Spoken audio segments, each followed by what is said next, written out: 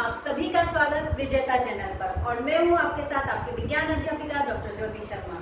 तो बच्चों, आज हम कक्षा 8 का अध्याय 7 पढ़ने जा रहे हैं, जिसका शीर्षक है पौधे एवं जंतुओं का संरक्षण। संरक्षण का मतलब उनका बचाव करना। तो बच्चों, हमें इस लेसन को पढ़ने की जरूरत ही क्यों पड़ी, क्यों पढ़े हम इस लेसन को? तो हमारे यहाँ पर जैसा कि हम जानते हैं कि बहुत सारी जैव विविधता है। पौधे भी बहुत सारे तरह के पाए जाते हैं और जंतु भी बहुत सारे तरह के पाए जाते हैं।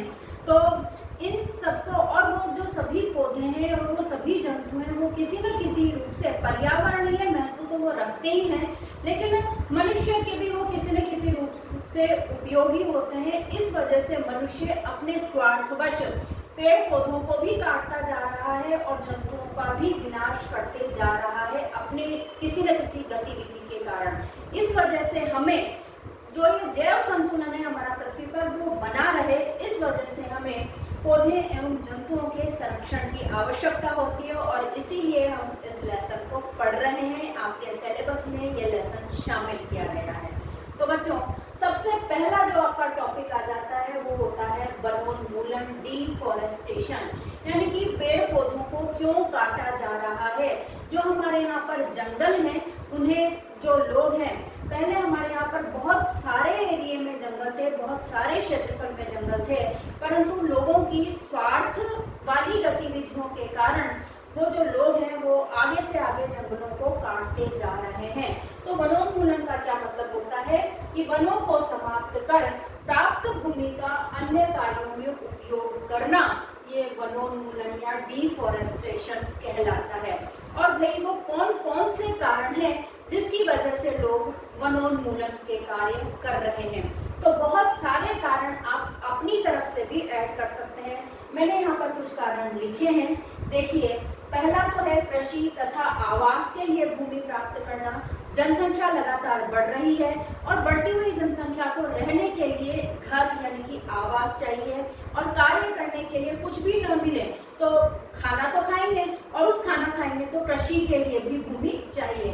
तो कृषि और आवास के लिए भूमि चाहिए, इस वजह से। दूसरा है शहरी तथा औद्योगिकीकरण। शहरीकरण बढ़ रहा है, लोग आबादी के रूप में, समूह के रूप में रहने लगते हैं और उस समूह के लिए, शहरीकरण के लिए जमीन चाहिए। इसी तरह से उद्योगों के निर्माण के लिए, उद्योग जहाँ पर स्थापित करने हैं उसके लिए भी जमीन चाहिए। तो शहरीकरण और औद्योगिकीकरण, इन दोनों के लिए वनोन्मूलन किया जा रहा है। तीसरा है फर्नीचर बनाने तथा लकड़ी का ईंधन के रूप में उपयोग। आप जानते हैं कि आज भी गांवों में बहुत सारे जो लोग हैं, ग्रामीण परिवेश वाले लोग हैं, वो लकड़ी को ही ईंधन के रूप में जलाते हैं। चूल्हे में खाना जो है वो उनका लकड़ी पर ही बनाया जाता है। तो उस ईंधन के लिए और फर्नीचर बनाने के लिए आपके घरों के जो अधिकतर फर्नीचर हैं, टेबल, सोफे, पलंग, ये जो सारे, इसके अलावा दरवाजे, खिड़कियां और बहुत सारी तरह की कबर्ड्स, ये जो बनती हैं, तो फर्नीचर और लकड़ी का ईंधन के रूप में उपयोग भी वनोन्मूलन का कारण होता है। फोर्थ कारण है पुलों, सड़कों, बांधों, रेलवे ट्रैक आदि के निर्माण के लिए। ये सारी चीजें लगातार विकास का पर्याय बन गई हैं और इस वजह से पुलों, सड़कों, बांधों और रेलवे ट्रैक के जो नए नए बनाए जा रहे हैं रास्ते, उन सभी के लिए वनोन्मूलन की आवश्यकता होती है। इसी तरह से खनन और संसाधन उत्खनन के लिए जो भी धातुएं खोजी जाती है, उन सभी के लिए इसको, मिट्टी को खोदा जाता है, जमीन को खोदा जाता है, और जमीन खोदने के लिए पहले उस पर से पेड़ हटाए जाते हैं। तो खनन और संसाधन उत्खनन के लिए भी वनोन्मूलन की आवश्यकता होती है। और लास्ट है कि व्यक्तिगत व आर्थिक लाभ के लिए हमारा खुद भी कोई सा कारण हो सकता है, और आर्थिक मतलब पैसों से संबंधित, तो व्यक्तिगत और आर्थिक लाभ के लिए भी वनोन्मूलन करने की आवश्यकता होती है। तो जो यहाँ पर मैंने कुछ कारण लिखे हैं, आप अपने दिमाग से और अपने चारों तरफ देखकर कुछ और कारण भी इसमें जोड़ सकते हैं जो कि वनोन्मूलन का कारण बनते हैं। अब आ जाते हैं, वन तो काट दिए हमने, ठीक है, लेकिन अब उसके कुछ ना कुछ परिणाम तो हमारी पृथ्वी पर हुए ही हैं, और उन परिणाम, क्योंकि पृथ्वी पर हम रहते हैं, तो उन परिणामों को हमें भी भोगना होता है। तो क्या क्या परिणाम वनोन्मूलन के, वनों को काटने से क्या क्या परिणाम पृथ्वी पर हुए हैं देखते हैं, तो वायुमंडल में CO2 का स्तर बढ़ गया है। आपको पता है कि पौधे जो होते हैं वो प्रकाश संश्लेषण में वायुमंडल की कार्बन डाइऑक्साइड ग्रहण करते हैं और बदले में ऑक्सीजन गैस जो है वो वायुमंडल को देते हैं। तो जब पेड़ कट जाएंगे तो उस कार्बन डाइऑक्साइड को कौन अवशोषित करेगा, कौन लेगा, और नहीं लेगा तो वायुमंडल में कार्बन डाइऑक्साइड की मात्रा बढ़ती जाएगी। डबल कारणों से बढ़ती जाएगी। एक तो उद्योग बढ़ रहे हैं, व्यक्ति बढ़ रहे हैं, गाड़ियां बढ़ रही हैं, तो उनसे जो कार्बन डाइऑक्साइड निकल रहा है वो, और दूसरा पेड़ काट दिए तो पेड़ जो हैं वो उस कार्बन डाइऑक्साइड को ले रहे थे लेकिन अब वो ले नहीं पा रहे, उनकी कमी हो गई है।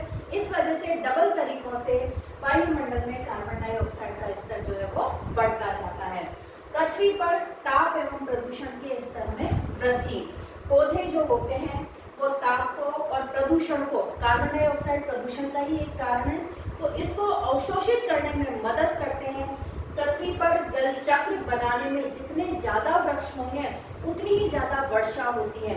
तो अब जब वर्षा नहीं होगी तो ताप भी जो है पृथ्वी का वो बढ़ता जाएगा, और भी कई कारणों से जो है वो ताप बढ़ता जाता है।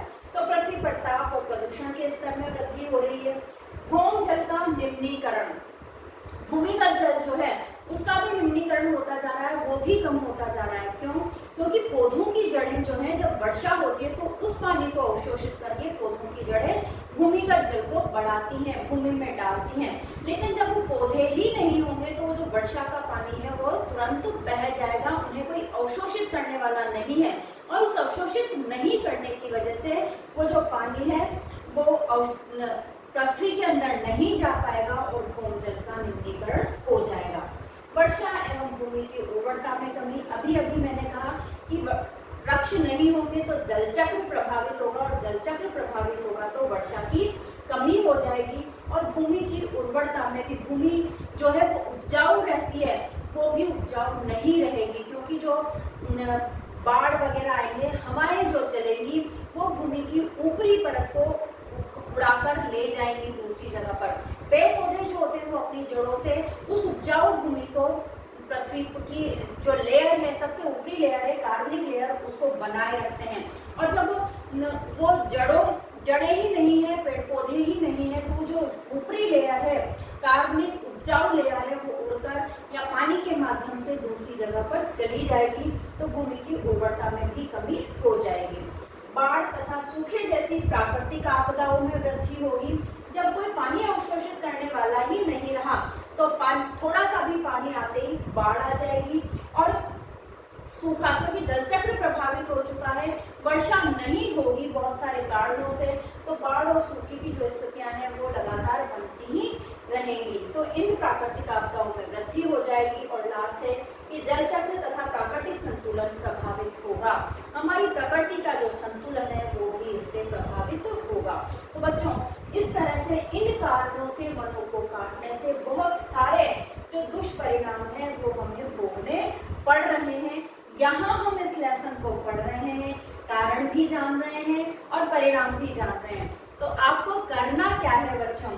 आपको जहाँ तक हो सके अपने आसपास के पेड़ों की रक्षा करनी है, उन्हें काटना नहीं है, और जहाँ तक संभव हो, आपके पास जमीन है, आपके घर के आसपास नहीं है, तो जहाँ पर भी आप पेड़ पौधों की कमी देखते हैं अपने पूरे रास्ते में, वहाँ पर पेड़ पौधों को लगा सकते हैं, उनकी सुरक्षा का कार्य कर सकते हैं।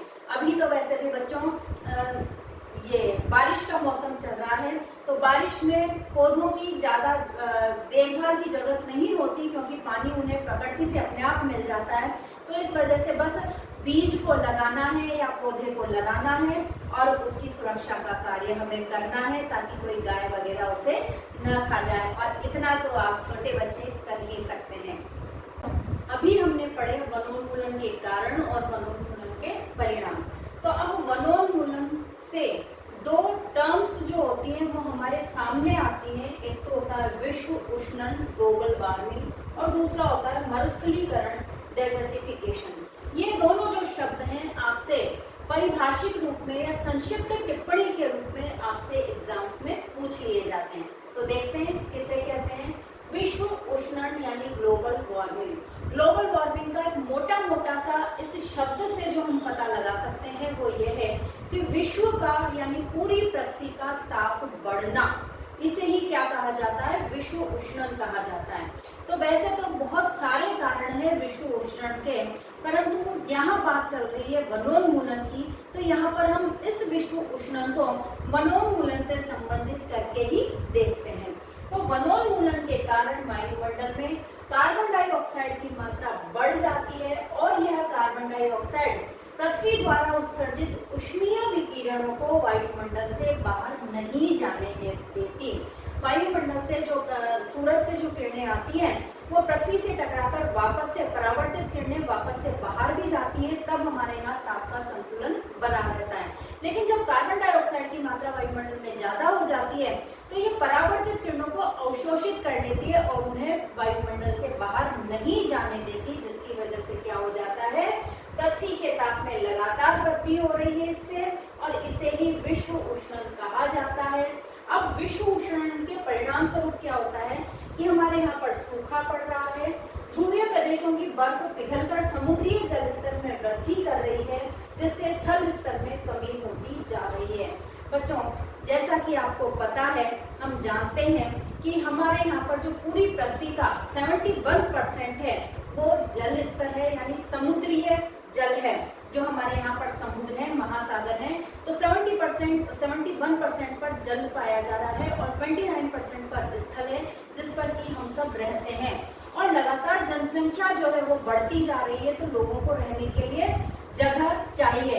तो उस जगह चाहिए की जगह पर क्या हो रहा है, उसके बदले जल स्तर में का और वृद्धि होती जा रही है, यानी वो 29% जो भूमि है हमारे लिए रहने के लिए वो भी कम होती जा रही है, क्योंकि जल का स्तर जो है वो ध्रुवीय बर्फ पिघलने से बढ़ता जा रहा है। तो इस तरह से विश्व उष्णन से काफी सारी समस्याएं उत्पन्न हो जाती है। तो इसे रोकने के लिए एक सिंपल सा जो हम कर सकते हैं कि वायुमंडल में कार्बन डाइऑक्साइड की मात्रा कम हो, संतुलित हो, और इसके लिए हमारा जो प्रयास रहता है वो ये रहेगा कि हम ज़्यादा से ज़्यादा पेड़ पौधे लगाएं, ताकि वो प्रकाश संश्लेषण की क्रिया में उस कार्बन डाइऑक्साइड को अवशोषित कर सकें और बदले में हमें प्राणवायु ऑक्सीजन दे सकें। तो विश्व उष्णन पर यदि टिप्पणी आती है, शॉर्ट नोट आता है, तो आप इस तरह से लिख देंगे। अब दूसरा जो टर्म आती है, दूसरा जो शब्द है वो है मरुस्थलीकरण, डेजर्टिफिकेशन। इसे कहते हैं।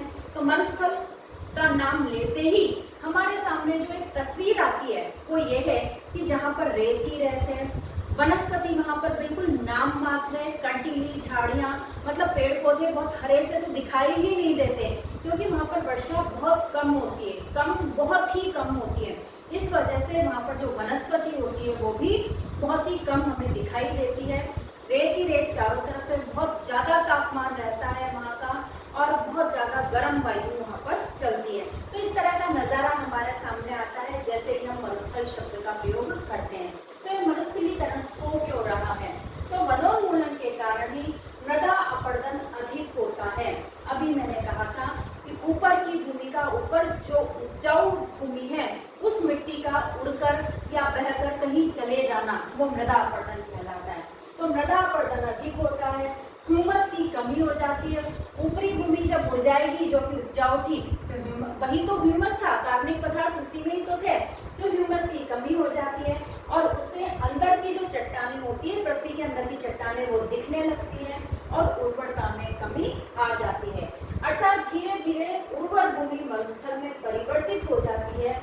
इसे ही मरुस्थलीकरण कहते हैं। अब वहाँ पर जब वो मरुस्थल बन गया है तो अब वहाँ पर लोगों का, वनस्पति का, पेड़ पौधों का, जंतुओं का, सभी का रहना ही जो है वो मुश्किल हो जाता है, क्योंकि इतने ज़्यादा ताप में, वर्षा की कमी में, पानी की कमी में वहाँ पर भूमि का जल जो बहुत ज़्यादा नीचे है या है ही नहीं। तो इस स्थितियों में जो रहना है वो बहुत ज़्यादा कठिन हो जाता है। तो यहाँ की जो जनसंख्या होती है वो भी काफ़ी कम हो जाती है। तो इस तरह से बच्चों आप लोग विश्व उष्णन और मरुस्थलीकरण के पूछे जाने पर अपना आंसर दे सकते हैं। विश्व उष्णन और मरुस्थलीकरण के बाद बच्चों आपसे बहुत सारी परिभाषाएं पूछ ली जाती हैं। कुछ 2-3 तरह की परिभाषाएं या शब्द जो है वो यहाँ पर समझाने का प्रयास कर रही हूँ मैं। पहला है जैवमंडल, बायोस्फीयर। तो पृथ्वी का वह भाग जो जीवन यापन के योग्य हो जहाँ जीव पाए जाते हों, ऐसा वाला जो भाग है वो जैव मंडल कहलाता है। ठीक है, नेक्स्ट है जैव विविधता, बायोडायवर्सिटी। तो पृथ्वी पर पाए जाने वाले विभिन्न जीवों की प्रजातियां, उनके पारस्परिक संबंध, पारस्परिक मतलब आपस में संबंध, एक दूसरे से संबंध, तो उनके पारस्परिक संबंध एवं पर्यावरण से उनका संबंध जैव विविधता कहलाता है।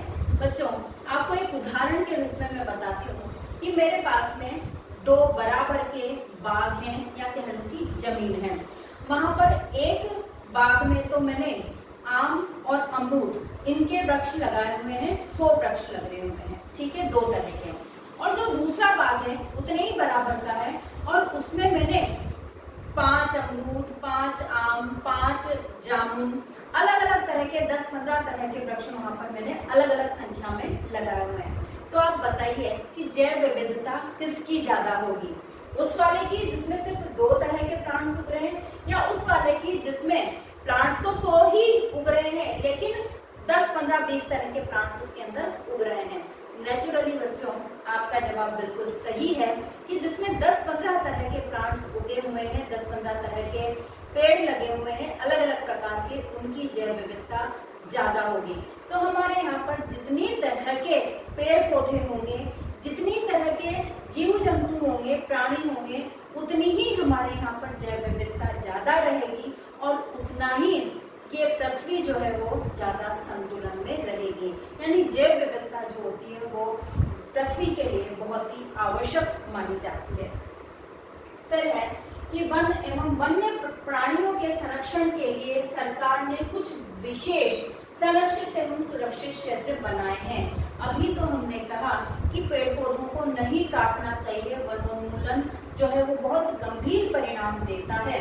इसी के लिए कि वनोन्मूलन न हो और पौधे और जंतुओं का संरक्षण ज्यादा से ज्यादा हो सके, उसके लिए विभिन्न प्रकार के संगठन, विभिन्न प्रकार के समाज, ये सब अपनी अपनी तरफ से कोशिश करते रहते हैं। लेकिन कुछ कोशिश जो है वो सरकार द्वारा भी की जाती है ताकि ये जो वन्य जीव हैं और पेड़ पौधे हैं वो संरक्षित एवं सुरक्षित रह सकें।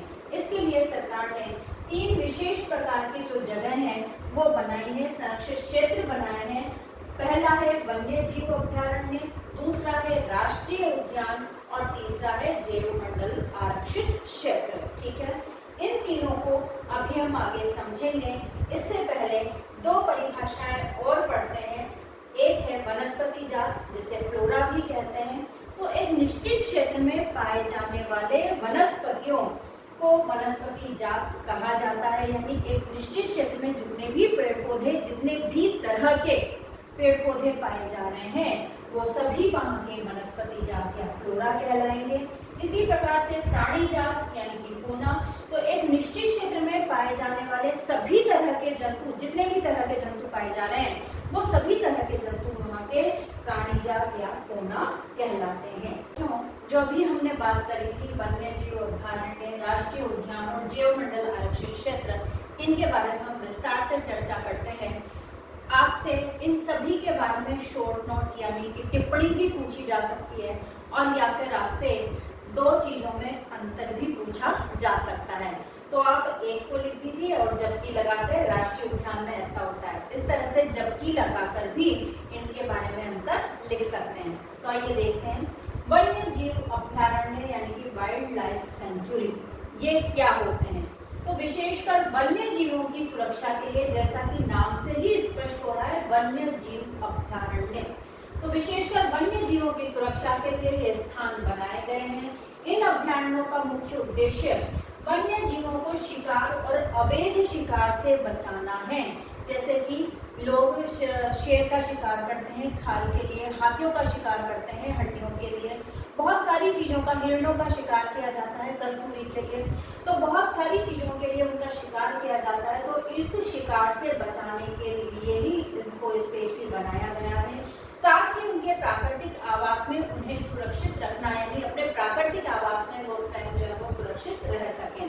इससे क्या होगा बच्चों, इनकी जो स्थापना की गई है वन्य जीव अभ्यारण्य जो सरकार द्वारा बनाए गए हैं, उससे क्या होगा कि पर्यावरण संतुलन तथा जैव विविधता को बनाया रखा जा सकेगा और जीव जंतुओं को किसी भी प्रकार का नुकसान न पहुंचे, किसी भी प्रकार का नुकसान जो है वो जीव जंतुओं को नहीं होगा। तो वन्य जीव अभ्यारण्य में ये सारी बातों का ध्यान रखा जाता है। फिर आ जाता है राष्ट्रीय उद्यान, नेशनल पार्क। बच्चों आप रणथंभौर गए होंगे, खड़े गणेश जी हैं वहाँ पर। तो अधिकतर हमारा जो एरिया है, अधिकतर लोग वहाँ पर रणथंभौर राष्ट्रीय उद्यान, जो कि वहाँ के ऐतिहासिक किले के लिए, जहाँ पर कि हम खड़े गणेश जी के दर्शन करने के लिए जाते हैं, वहाँ पर वो ऐतिहासिक किले के लिए और टाइगर के लिए, बाघों के लिए प्रसिद्ध है। मैं सोचती हूँ कि अधिकतर लोग वहाँ पर गए हुए होंगे। राजस्थान का प्रमुख राष्ट्रीय उद्यान है ये। तो ये वे संरक्षित क्षेत्र होते हैं जहाँ पर्यावरण के संपूर्ण संगठकों में क्या क्या आ जाता है, वहाँ पर पाए जाने वाले पूरे प्राणी यानी कि प्राणी जात, सारे वनस्पति जात, दृश्य भूमि, जो भी भूमि हमें वहाँ पर दिखाई देती है, और ऐतिहासिक वस्तुओं को, जैसा कि अभी मैंने बात करी कि वहाँ पर किला है, उसको भी संरक्षण प्रदान किया गया है। तो वहाँ पर उस बड़ी सारी भूमि में, बहुत बड़ा एरिया ये होता है, उस बड़ी सारी भूमि में जितनी भी चीजें आ रही हैं, कोई किला आ रहा है, कोई ऐतिहासिक वस्तुएं आ रही हैं, कुछ ऐसी चट्टानें आ रही हैं विशेषकर जहाँ पर कोई हमें प्रागैतिहासिक काल का कोई चिन्ह वहाँ पर मिल रहा है, जैसे कि सतपुड़ा आपकी बुक में दे रखा है, सतपुड़ा राष्ट्रीय उद्यान। तो उसमें बहुत सारी चट्टानें ऐसी मिली हैं जहाँ पर आदिवासी लोगों ने उन चट्टानों को अपना शरण स्थल बनाया हुआ होगा। वहाँ पर उन चट्टानों पर बहुत सारी पेंटिंग्स, बहुत सारे चित्र भी दिखाए गए हैं, जो हमें दिखाते हैं, जो हमें प्रदर्शित करते हैं कि उस समय का जो जीवन है वो किस तरह का रहा होगा। तो कह सकते हैं कि राष्ट्रीय उद्यान के अंतर्गत जितनी भी भूमि होती है, उसके अंदर जो भी चीजें आई हैं, उन सभी चीजों को संरक्षण प्रदान किया जाता है। यहाँ पर किसी भी प्रकार की मानवीय गतिविधियों पर पूर्ण प्रतिबंध होता है। लकड़ी काटने पर, खेती करने पर या किसी भी और शिकार करने पर, कोई भी मानवीय गतिविधि हो, उस पर पूर्ण रूप से प्रतिबंध होता है। कुछ सरकार के कुछ नियम होते हैं, कुछ कानून होते हैं, जिसके अंतर्गत आपको उन्हीं की गाड़ियों से वन्य जीवों को देखने के लिए कुछ क्षेत्र तक, बाहरी कुछ क्षेत्र तक ले जाया जाता है, वो अलाउ होता है। और हम उस गाड़ी में से उतर नहीं सकते, उन जानवरों को परेशान नहीं कर सकते, उन जानवरों को खाने के लिए कुछ डाल नहीं सकते। यानी कुछ नियमों के अंतर्गत हम प्राकृतिक जंतुओं को उनके प्राकृतिक प्रवास में, प्राकृतिक आवास में देख सकते हैं। ठीक है, बाकी जो मानवीय गतिविधियां हैं उन पर पूर्ण प्रतिबंध रहता है, और अंदर का जो क्षेत्र होता है उसमें तो कोई भी बिल्कुल भी नहीं जा सकते। अब आ जाता है जैव मंडल आरक्षित क्षेत्र, बायोस्फीयर रिजर्व। ये क्षेत्र जैव विविधता, पारिस्थितिक तंत्र और सांस्कृतिक विविधता के लिए स्थापित किए जाते हैं। यहाँ पर मानव व प्रकृति के बीच सामंजस्य स्थापित किया जाता है। इन क्षेत्रों में संरक्षण, अनुसंधान और विकास गतिविधियों को संतुलित समन्वय किया जाता है। यानी यहाँ पर आदिवासी जो लोग रहते हैं, आदिवासी जो अपना पारंपरिक जीवन जीते हैं, जो कि जंतुओं को, वनस्पतियों को किसी भी प्रकार का कोई नुकसान नहीं पहुंचाते और वहीं पर रहकर वो अपना साधारण सा जीवन यापन करते हैं उन सब की मदद से, तो वहाँ पर ये चीजें अलाउ होती हैं। बाकी इस एक जैव मंडल आरक्षित क्षेत्र में बहुत सारे आरक्षित वन जो है वो आ सकते हैं, जैसे कि पंचमढ़ी जो जैव आरक्षित क्षेत्र है, उसके अंदर सतपुड़ा, जो कि अभी मैंने यहाँ पर सतपुड़ा राष्ट्रीय उद्यान का नाम लिया था, वो भी उसके अंदर समाहित है। यानी कि एक जैव मंडल आरक्षित क्षेत्र में बहुत सारी चीजें, कई सारे राष्ट्रीय उद्यान भी आ सकते हैं, वन्य जीव अभ्यारण्य भी उसके अंतर्गत आ सकते हैं।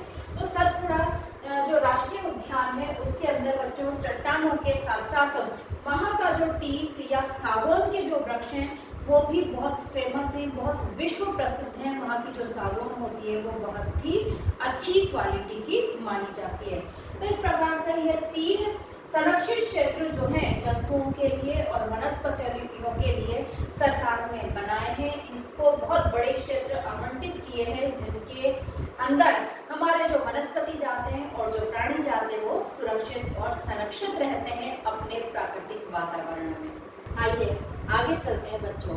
अब आपकी बुक में आगे जो दे रखा है वो कुछ 2-3 तरह की चीजें आपको समझा रखी हैं। तो तो सबसे पहले आती है विशेष क्षेत्रीय प्रजाति, जिसे एंडेमिक स्पीशीज भी कहा जाता है। तो विशेष क्षेत्रीय प्रजाति, जैसा कि नाम से ही पता चल रहा है कि किसी विशिष्ट क्षेत्र में पाई जाने वाली जो प्रजातियां हैं जीवों की, पेड़ पौधों की और जंतुओं की जो प्रजातियां हैं, स्पीशीज हैं, वो विशेष क्षेत्रीय प्रजाति कहलाती हैं। और ये जो स्पीशीज होती है वो प्राकृतिक रूप से केवल उसी क्षेत्र में पाई जाती हैं, अन्य किसी क्षेत्र में ये नहीं पाई जाती। डेफिनेशन के रूप में हम लिख सकते हैं कि पौधों एवं जंतुओं की वह स्पीशीज जो किसी विशेष क्षेत्र में विशिष्ट रूप से पाई जाती है, विशेष क्षेत्रीय स्पीशीज कहलाती है। जैसे कंगारू ऑस्ट्रेलिया के, सफेद हाथी थाईलैंड की विशेष क्षेत्रीय स्पीशीज के उदाहरण हैं। ठीक है, तो इसी तरह के और बहुत सारे उदाहरण आपने देखे होंगे जो केवल उसी क्षेत्र में पाए जाते हैं और कहीं नहीं पाए जाते हैं। सेकंड चलते हैं संकटापन्न प्रजाति, एंडेंजर्ड स्पीशीज। नाम से पता चल रहा है कि वे स्पीशीज जो संकट में हैं, अभी उनकी संख्या कम, पहले उनकी संख्या बहुत ज़्यादा हुआ करती थी और अभी उनके शिकार की वजह से या किसी और प्राकृतिक आपदा की वजह से या फिर उनके आवास नष्ट कर दिए गए हों, उस वजह से, किसी भी वजह से उनकी संख्या में लगातार कमी हो रही है। और यदि इस कमी को सुधारा नहीं गया, यदि इनकी संख्या को बढ़ाया नहीं गया, तो ये तुरंत ही समाप्त हो जाएंगी। तो ऐसी स्पीशीज जिनकी जिंदा रहने पर जो कि संकट की स्थिति में है, उन्हें संकटापन्न प्रजाति, एंडेंजर्ड स्पीशीज कहा जाता है। वे जंतु जिनकी संख्या एक निर्धारित स्तर से कम होती जा रही है और यदि इनकी सुरक्षा व संरक्षण पर ध्यान नहीं दिया गया तो ये जल्दी ही विलुप्त हो जाएंगे। जैसे उदाहरण है मोर, चीता, ऊंट, गोंडावण पक्षी आदि। और जो आपको पता होगा कि इनकी संख्या में लगातार कमी हो रही थी, इसीलिए भारत सरकार ने मोर को राष्ट्रीय पक्षी घोषित किया था और गोंडावण को राज्य पक्षी घोषित किया गया था। इसी प्रकार से चीता और ऊंट को भी विशेष दर्जे देकर के इनकी संख्या बढ़ाने का लगातार प्रयास किया जा रहा है। अब चलते हैं नेक्स्ट, विलुप्त प्रजाति, एक्सटिंक्ट स्पीशीज।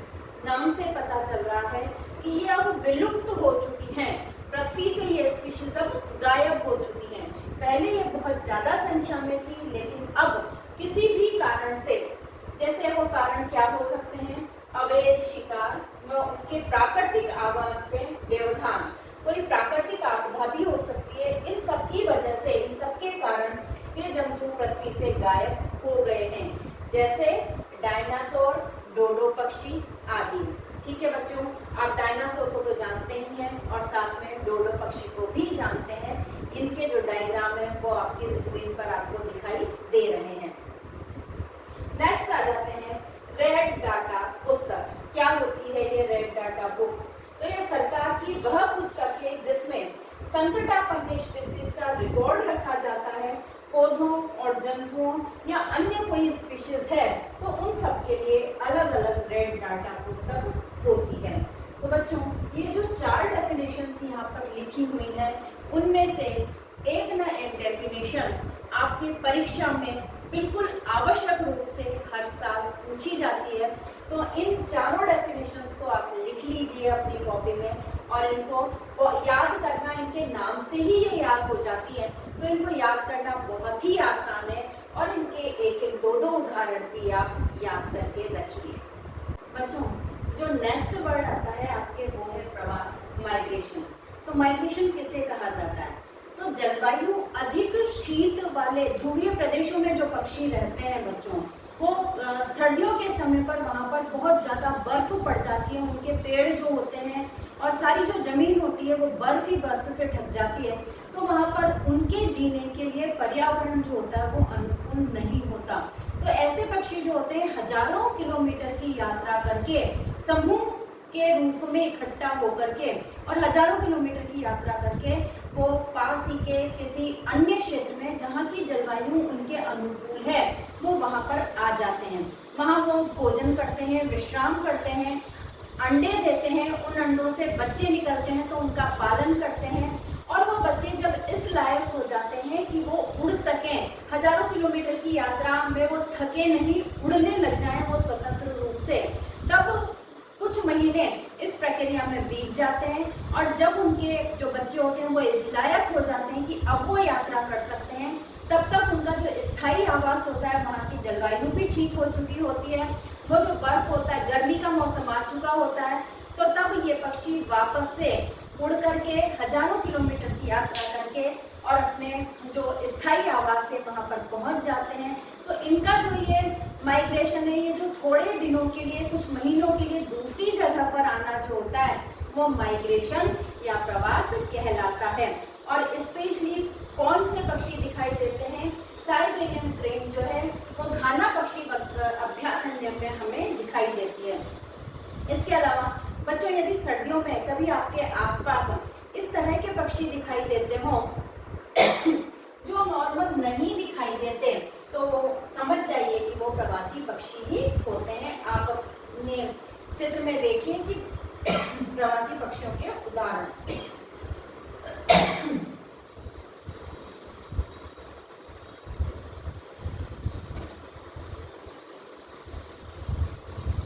आइए बच्चों, आगे चलते हैं।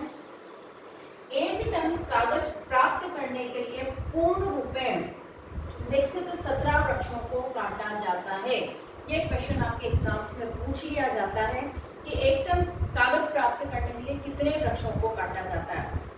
तो देखिए बच्चों कि कागज प्राप्त करने के लिए कितने सारे पूर्ण रूपेण फैले हुए विकसित पौधों को, पेड़ों को काटा जा रहा है। इस वजह से आप समझ गए होंगे कि हमें कागज की बचत जो है वो ज़्यादा से ज़्यादा करनी चाहिए। कागज की बचत करने के लिए इसका पुनः उपयोग यानी रीयूज व पुनः चक्रण, रिसाइकिल करना चाहिए, जिससे वृक्षों की बचत के साथ साथ वृक्ष तो बचेंगे ही सही, उसके साथ साथ कागज उत्पादन के उपयोग में आने वाले जल एवं ऊर्जा की बचत भी हो सकेगी।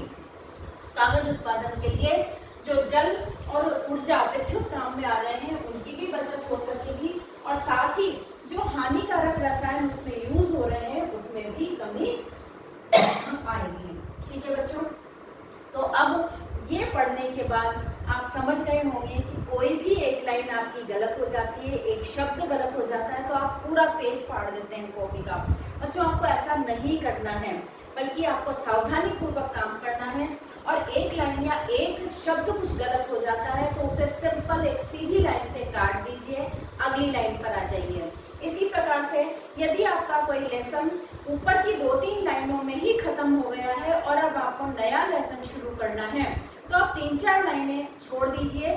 जहाँ पर मैम को कुछ लिखना है, साइन करने हैं, तो वो वहाँ पर कर देंगी और 3-4 लाइन छोड़ने के बाद अगला जो लेसन शुरू कर रहे हैं वो आप उसी पेज से भी कर सकते हैं। तो इस प्रकार से बहुत सारी चीजें अपनाकर अपने जीवन में आप कागज की बचत कर सकते हैं। और क्योंकि कागज की बचत करने से आप वृक्षों की भी बचत कर रहे हैं, तो मैं सोचती हूँ कि आपको ये काम तो करना ही चाहिए। अगला आ जाता है पुनर्वन रोपण, रिफॉरेस्टेशन। तो काटे गए वृक्षों की कमी पूरा करने के उद्देश्य से नए वृक्षों का रोपण पुनर्वृक्षारोपण कहलाता है। बच्चों, अब ये जो पेड़ काट दिए गए हैं या किसी न किसी वजह से हमें मकान बनाना था या हमारे यहाँ से सड़क निकल रही थी या किसी भी कारण से हमसे पेड़ काटे गए हैं, हमने पेड़ काटे हैं, तो उसके बदले में यदि हमने एक पेड़ काटा है तो हमें अपने आसपास 10 पेड़ पौधे लगाने चाहिए। तो हमारा जो वो एक पेड़ काटने का रहता है, जो हमें कह सकते हैं कि बहुत ज़्यादा हमने अपराध किया है, वो अपराध थोड़ा सा कम हो जाता है। इसके साथ साथ ही बच्चों, आजकल एक नया पैटर्न समाज में देखने को मिला है कि किसी की बर्थडे आती है, किसी की शादी होती है या फिर कोई उत्सव होता है, तो लोग जो है वो जो पेड़ों के महत्व को समझते हैं वो लोग पेड़ गिफ्ट करते हैं और साथ ही पेड़ों को, जैसे बर्थडे है या बच्चा 10 साल का हुआ तो 10 वृक्ष लगाए उन्होंने, या शादी की वर्षगांठ है, आज इतने साल हो गए शादी की वर्षगांठ को, तो इतने सारे पेड़ उन्होंने लगाए और उनकी सुरक्षा का वचन भी देते हैं। एक नया ये पैटर्न पुनर्वृक्षारोपण के लिए हमें समाज में देखने को मिलता है और ये बहुत ही एक अच्छी शुरुआत है जो हमें भी करनी चाहिए। हमें हर महत्वपूर्ण, हमारे लिए जो हर महत्वपूर्ण दिवस है, ज़्यादा ना कर सकें तो उन महत्वपूर्ण दिवसों पर ही यदि हम एक एक पेड़ लगाएं और उसकी सुरक्षा का और संरक्षण का वचन संकल्प हम अपने आप से करें तो मेरे ख्याल से ये बहुत ही अच्छी बात होगी और हम पुनर्वन रोपण में अपनी महत्वपूर्ण भूमिका अदा कर पाएंगे। इसी के साथ ये लेसन बच्चों यहीं पर समाप्त होता है। आपको पता है कि आपको क्या करना है। अगर आपको लेसन समझ में आ रहे हैं तो ज़्यादा से ज़्यादा सब्सक्राइब कीजिए, लाइक कीजिए और शेयर कीजिए। अच्छे से इन लेसन्स को समझने का प्रयास कीजिए। यदि कोई क्वेरी आपके मन में आती है तो तुरंत कमेंट बॉक्स में लिखकर भेज दीजिए। मैं तुरंत ही उस क्वेरी को सॉल्व करने की कोशिश करूँगी। स्वस्थ रहिए, मस्त रहिए और पढ़ते रहिए। धन्यवाद बच्चों।